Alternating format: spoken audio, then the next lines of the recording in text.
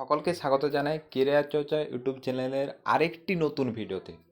তোমরা সকলেই যারা এসএসসি জিডির রেজাল্টের জন্য ওয়েট করেছিলে তাদের জন্য একটি ভালো খবর রয়েছে যে তোমাদের এসএসসি জিডির রেজাল্ট না আসলেও যারা কাট অফের অপেক্ষায় ছিলে যে কাট অফ কত হতে পারে সেটার একটা পিডিএফ আমার কাছে রয়েছে। যদিও এখানে আমি অফিসিয়াল ওয়েবসাইটে দেখাবো, এখনও পর্যন্ত কোনো আপডেট নেই, কিন্তু সেই যে আমার কাছে যে পিডিএফটা রয়েছে সেটা আমি তোমাদের টেলিগ্রামে শেয়ার করে দেবো। সেটাতে কিন্তু সমস্ত আপডেট রয়েছে, তুমি ওটা দেখেই বুঝতে পারবে যে তোমার কত কাট অফ যেতে পারে এবং সেটা সম্বন্ধে ধারণা একটা পেলেই তুমি রানিং করতে পারো। ঠিক আছে, তো আমি পিডিএফটা ওপেন করে তোমাদের A to Z আমি দেখিয়ে দেবো। তুমি যদি ওয়েস্ট বেঙ্গল প্রার্থী হয়ে থাকো, ত্রিপুরা প্রার্থী হয়ে থাকো, আসামের প্রার্থী বা যে কোনো রাজ্যের, সেই পিডিএফটা সবার রয়েছে এবং সেখানে একটা ডেটও মেনশন করা রয়েছে। ডেটটা ঠিক কি ভুল সে নিয়ে পরে আলোচনা করছি, আগে পিডিএফটা দেখে নিই। চলো, এখানে দেখতে পাচ্ছ আমি পিডিএফটি ওপেন করে নিয়েছি তোমাদের সকলের সামনে। এখানে তোমরা সম্পূর্ণ দেখতে পাচ্ছ যে তোমাদের যে এসএসসি জিডির সেটি কিছু ডেট দেওয়া আছে, যে 7/3/2024 যে তোমাদের পরীক্ষা শুরু হয়েছিল তার সম্বন্ধে দেওয়া হয়েছে। এখানে সব কিছু লেখা আছে যে তোমাদের কত তারিখে কি হয়েছিল এবং তোমাদের টোটাল ভ্যাকেন্সি কত রয়েছে, টোটাল ক্যান্ডিডেটস কত পরীক্ষা দিয়েছে। এখানে দেখতে পাচ্ছ টোটাল ক্যান্ডিডেটস পরীক্ষা দিয়েছে 33 লাখ এত কত।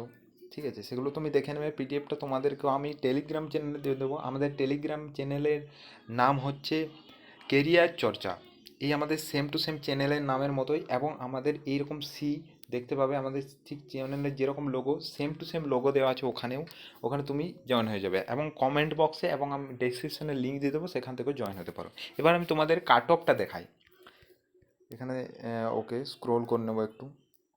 ওকে, আমি প্রথম ওয়েস্ট বেঙ্গলে যে দেখাবো, যেহেতু বেশিরভাগ আমার যারা অডিয়েন্স রয়েছে তারা বেশিরভাগ ওয়েস্ট বেঙ্গল থেকে বিলং করে। তো ওয়েস্ট বেঙ্গলের এখানে দেখতে পাচ্ছ, তোমার যেটা তুমি একবার দেখে নাও, চোখ বুলিয়ে দেখে নাও।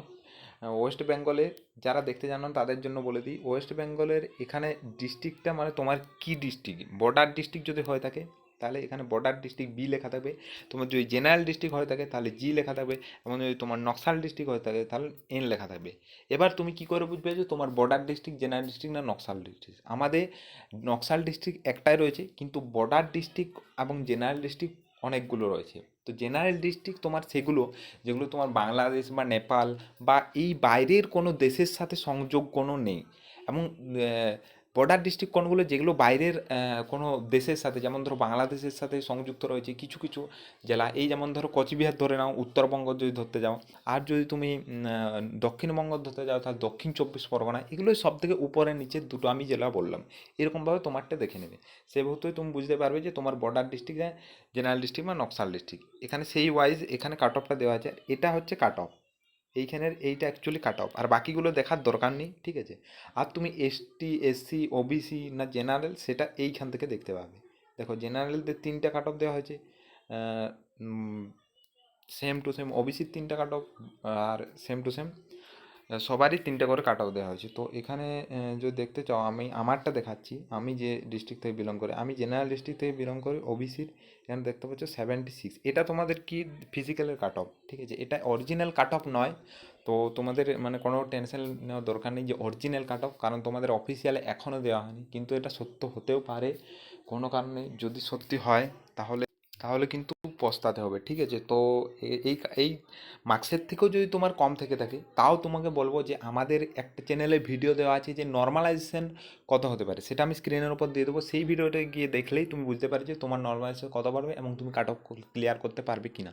তো দেখা হচ্ছে সেই ভিডিওতে, ততক্ষণ পর্যন্ত ভালো থাকবে, সুস্থ থাকবে। জয় হিন্দ, জয় ভারত।